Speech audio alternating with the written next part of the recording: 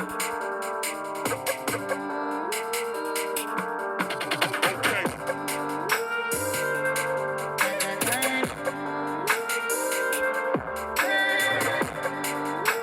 to the Modern Basketball Podcast, also known as M.O.B Podcast, episode 67? Yeah, 67. 67. I'm Evan. And I'm Ja. And this is our basketball podcast. We recap, break down, and analyze players and teams from the previous games from the previous day. How are you this Wednesday afternoon, Ja? Oh, I'm doing good. What was that? You sound...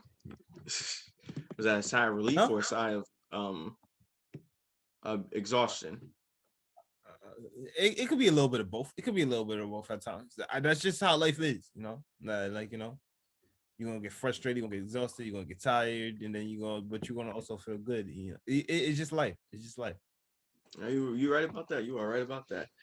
Speaking of life, I'm Evan. Have a good day. I hope everyone will have a good day. It's hump day, so let's get through this bumpy day and move on with the week. A lot of action. Well, a lot of action. A lot of games from last night. Not really much action. But let's get into the more action-wise out of the games. Starting off with that man's team behind me, going up against the Los Angeles Clippers. The Clippers did not have Kawhi for this game, so they were playing without their star player, the superstar player. But it didn't feel like that. Clippers came out with energy, hustle, and intensity. Really was kind of out rebounding, out hustling the Celtics. Yeah, especially in that first half and part of that third quarter. The Celtics, it was a close game, but if you really watched it, it didn't. It seemed like the Clippers really, this is what they wanted, the way they were playing. Yeah. And then Marcus Morris got hurt late in the game and he didn't return, so they were down another man, and they still kept that energy up. Yeah. And they still were able to create their shots and do their thing. Paul George big time for them as he needed to be. Yes. They got some nice bench protection as well. But going to that fourth quarter, that's when the Celtics kind of just started going. Yeah, Kemba Walker, who's been playing really well as of recent late, getting past that stretch, that injury stretch, and that inconsistency. He's been really playing really great basketball. He stepped up big time for the Celtics. He got that rust off. Yeah, man. He did get that rust off. They also got a lot of bench production for Peyton Pritchard. He had a good game as well. Robert Williams was kind of like their motivator and their energy. Spark plug coming off that bench. Yeah. And it was close and it was tight, but in the end, they came up with the big shots and they came up with the big stops. And as a result, Celtics beat the Clippers. Yeah. Once again, though, even though they played great, once again, they hit a halt in the fourth quarter. The Clippers here, once again, just two straight games of bad luck in the fourth quarter happening, in which they just could not find a hole. Had good shots, whether it was contested or just like a little bit of daylight or whatsoever, and they just couldn't convert. And don't get me wrong, they continued to try to hustle and everything. It just wouldn't go their way. And sometimes I felt like on those possessions down, they could have went for a layup instead of a three, and then try to do something in order to at least try to top the game with twos instead of trying to force up threes. But yeah, it is what it is, and you just got to get it next time. You got to get it next game. Yeah.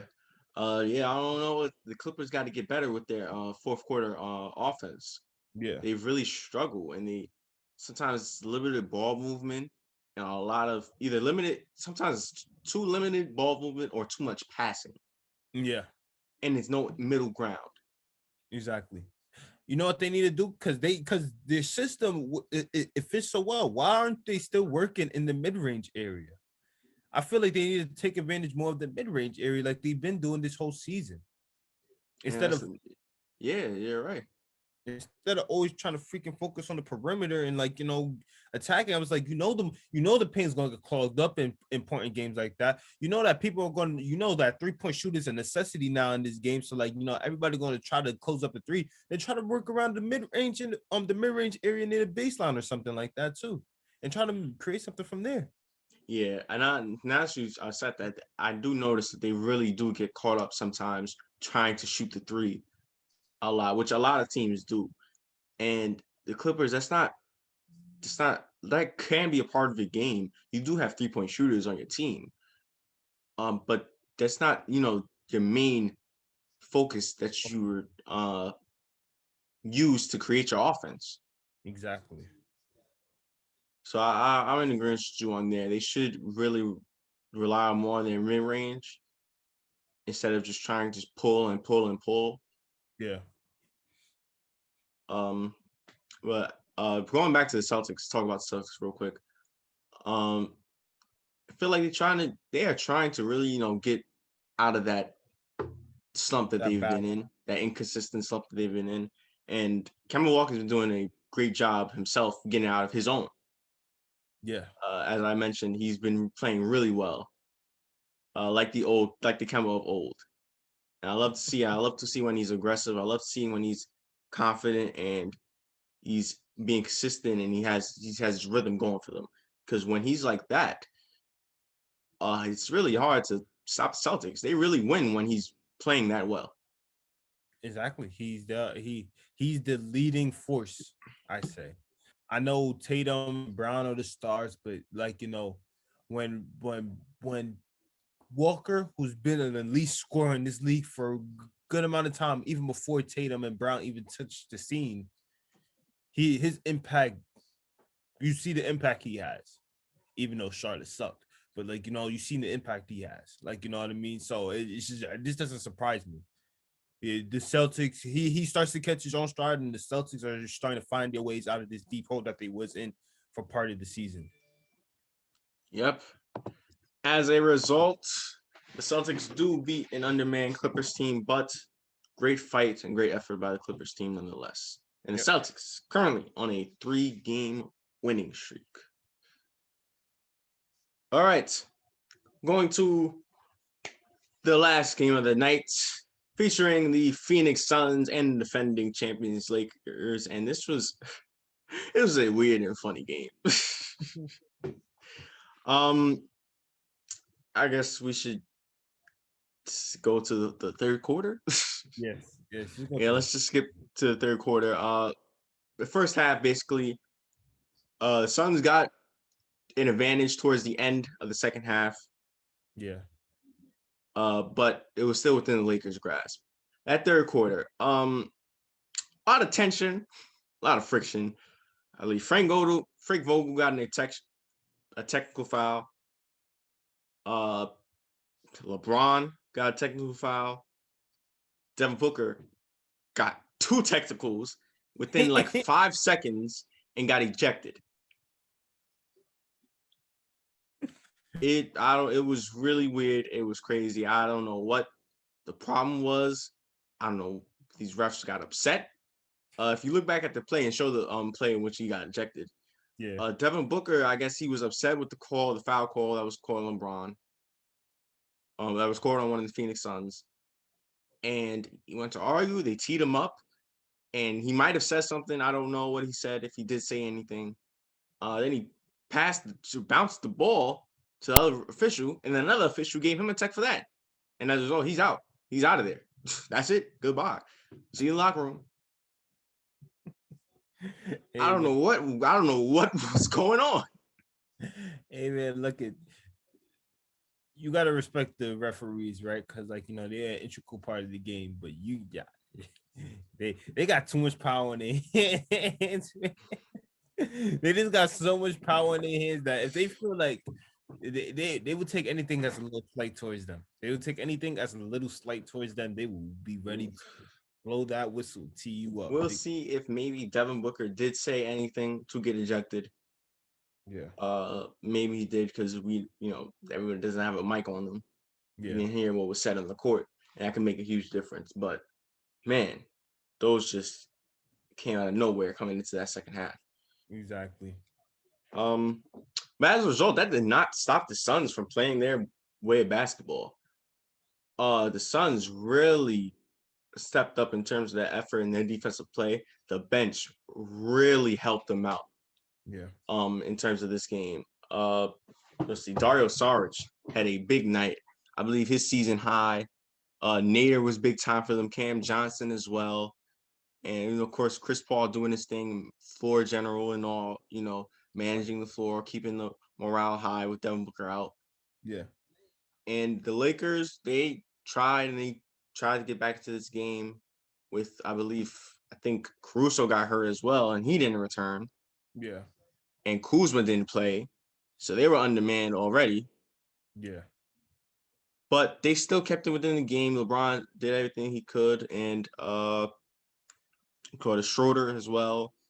But in the end, it was the Suns picking up the win against the defending champions. Well, yeah, the Suns is the young up and coming team, very spry and everything. Have their natural leader and the future Hall of Famer Chris Paul.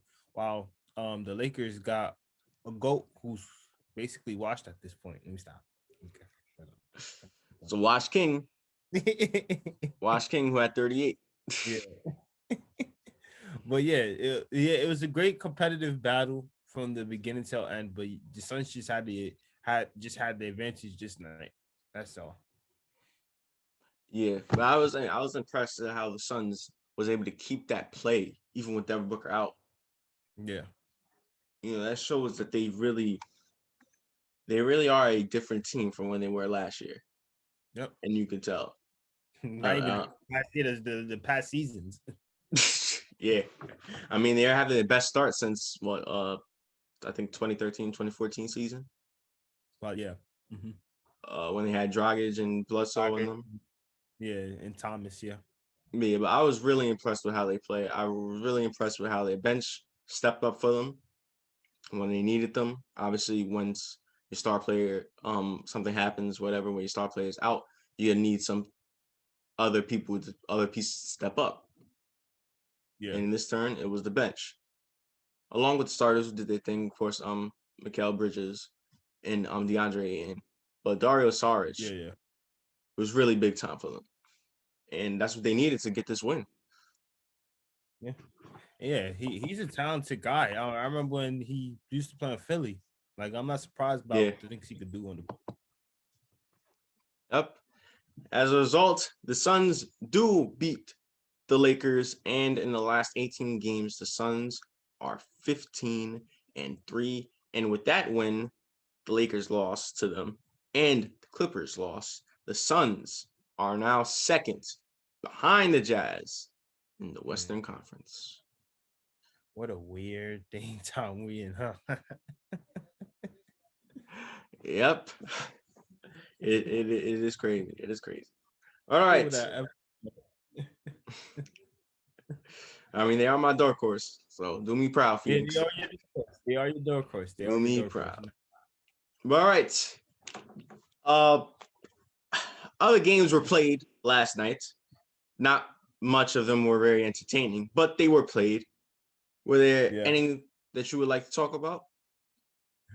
Just one in particular. More of a scrappy game this time. The Hawks versus Heat. The Hawks built up a good lead, and then, like, of course, like always, again, there wasn't much. It looked like an old school game. Where if you look at the score, it looked like one of those throwback games that you could put on in 2000. See, like, the score wasn't really that big because it was just mainly about being scrappy, hustling, and, like, whoever could execute could just execute. And the Heat came back a little bit, made a little bit of a run within that second and third quarter. But, like, the Hawks, but thanks to Trae Young, their closer, hitting two straight big threes, consecutive threes down the stretch in the fourth quarter, the Hawks was able to take it Yep. as they had momentum. Yep. And the Heat playing without Jimmy Butler, like that star power in their closer. So Yeah, it was a big time win for the Hawks, trying their best yeah, to get into that playing game. Only a game behind the Bulls, just to mention. All right. And real quickly, the game that I wanted to talk about was the Denver Nuggets, playoff contending Denver Nuggets, up against the Milwaukee Bucks, one of my championship contenders. And let's just say the Nuggets won, and I was very impressed with how the Nuggets played against this Bucks team. as we know, the Bucks have been playing really, really well. Been playing great basketball as of late, even before the Clippers game that happened on Sunday.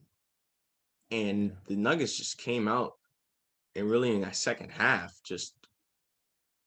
they just really did everything right, from scoring the basket, playing defense. Jokic with another triple double, and by the way, Jokic with that triple double, only becoming the second NBA center in history with 50 triple doubles. The other center, of Mhm. course, as with all these ridiculous stats, is Will Chamberlain. So that's another feat for Jokic in his young career. Jamal Murray, like we've been saying, has been playing so well in the past few weeks, getting to that Yeah. bubble level that he's been playing. Um, Will Barton stepped up. Doser, PJ Doser. I mean, had big contributions from the bench, and they really did everything. Everything in terms of winning basketball to be a very good Bucks team. We were playing very well, so I had to give them a shout out. I was really impressed with how the Nuggets played. Yeah, man, they finally getting out that inconsistent slump themselves that they've been in throughout this whole season. And now they finally getting back to the Nuggets that we know them to be. So Yeah, we, let's we get got let's see. So let's hope they can get some more wins. yep. All right, news around the association. Just All Star Game news, or rather All Star Sunday news. We do have the participants for each competition. So let's start off with the skills challenge. Participants for the skills challenge will be Robert Covington, Luka Doncic, Chris Paul, Julius Randle, Domantas Sabonis, and Nikola Vucevic. Interesting lineup. Yeah, interesting lineup. Well, I'm going for Julius Randle. Well, I'm going for Luca. I gotta go. I go. Nick guy. So bring it home for us, Julius. We rely on you for that. Um, that's the skills challenge. The 3-point contest participants were announced as well. That being Stephen Curry, Devin Booker, Donovan Mitchell, Jason Tatum, Jaylen Brown, and Zach LaVine. Who do you think is gonna win that? You hear all the names that you just said? Well, people will obviously give it to Curry, of course, because that's the greatest shooter to ever live. But I and for me, I got D Book. That's not a bad pick. D Book. And Curry's Unless been in. unless if Clay Thompson come out of nowhere and does it on one leg. But yeah, Well, Curry's been in 4 of these, and he only won one, I believe. yeah. He lost. He lost to Joe Harris. He lost to Klay Thompson. And he lost to Devin, I believe, because Devin did win it one time, didn't he? Booker did win a 3-point contest. So this that should be fun watching just those Yeah. players shoot. But a lot of those, I was gonna say, a lot of those is different from pulling up or and then catching and shooting, or picking up and shooting. Yeah. So to see how like players like Tatum, who he really is like a pull up Yeah. shooter, or Brown and Donovan, it'll be interesting see how they play out. Yeah. Because I believe that's all 3 of them. This is their first time being in it. Yep, it is. And I feel like Donovan is going to be a dark horse in this Narcos. competition. That's not a bad Yeah. pick. Who I got? How can you bet against Curry? And lastly, the dunk contest participants were announced. That being Obi Toppin of the Knicks, Pacers, Cassius Stanley, and Blazers, Anthony Simons. Who thinks he'll win that? Well, I could tell you right now, it's not going to be Simons. Don't do that. You don't It's even not know. gonna be Simons. You don't know what he could bring to the table. Okay, I don't know what he could bring to the table, but I heard. Look, I watched Cassius Stanley before. I saw the dunks he done. He got some elite like hops. I swear. And thing, Obi Toppin. Well, wasn't he known as a dunker in college anyway? Yeah, I mean, if you watch the Knicks play, every other time he's just catching one-handed lobs. So So yeah, I'm just saying. Don't get me wrong. I seen Anthony Simons. I seen what he do in games. Yeah, it's spectacular, but the dunk contest is way different from in game. You got your in game dunkers, and then you got your people who can wow the crowd with entertainment outside of Oh yeah, you right about that. You right about that. But anyway, I got Obi Toppin. Let's go. it. Let's go Obi Toppin, of course. New York Knicks. Yeah. All right. Those are the participants for all the showcases for All-Star Game Sunday. Oh, by the way, quick note if anybody's wondering how it'll be set up. I believe the skills competition and three-point competition is 6:30. We'll start at 6:30. The All-Star game itself is at 8 o'clock. And at halftime, the dunk contest will be showcased. So a little different from how it usually is because it's all in one night. But it should be interesting how it goes. Yeah. All right. With that out of the way, it is prediction time for tonight's set of games. We have a few interesting games in this lineup. So let's start. Starting with the Pistons against the Raptors. Raptors.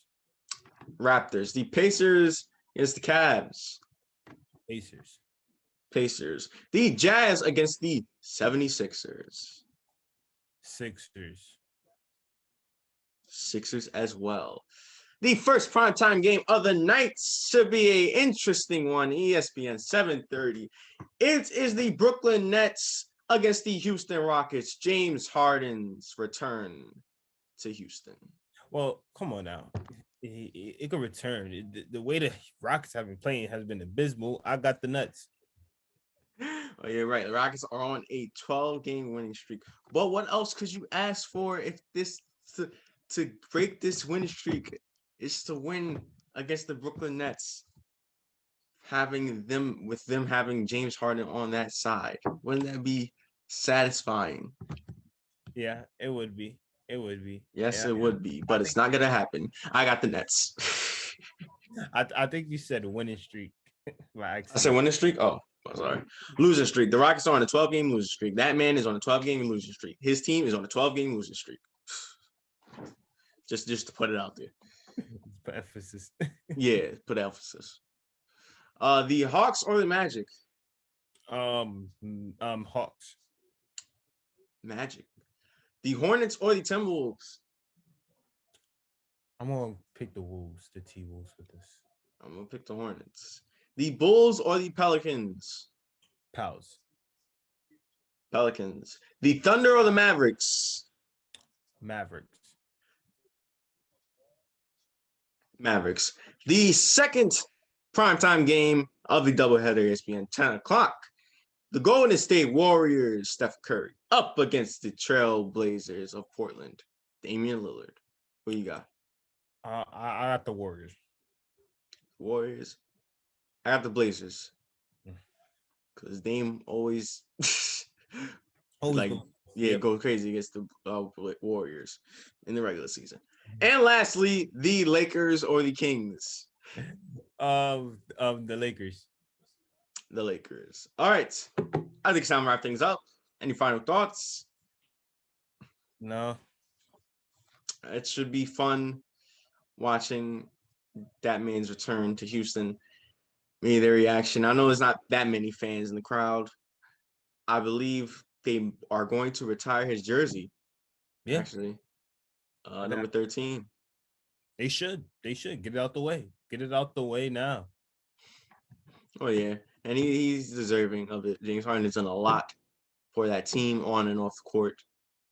So I know he might be met with some hate and, some sour, sour taste in your mouth after the way he left.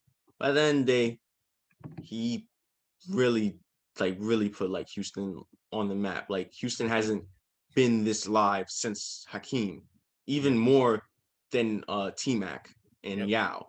Yep. No, you're not lying about that. T-Mac and Yao, they were fun to watch and what they did, but they never got past first round. They never really went anywhere. Harden single-handedly put this franchise back into resurrection after that whole years. Yeah. So it'll be interesting to see the reactions and see his return to Houston. All right. That being said, thank you guys for watching today's pod. Make sure to tune into tomorrow's podcast. Make sure you like, share, and subscribe. Also follow IG down in the description below. And once again, I'm Evan. I'm Ja. And this is the Mind of Basketball Podcast.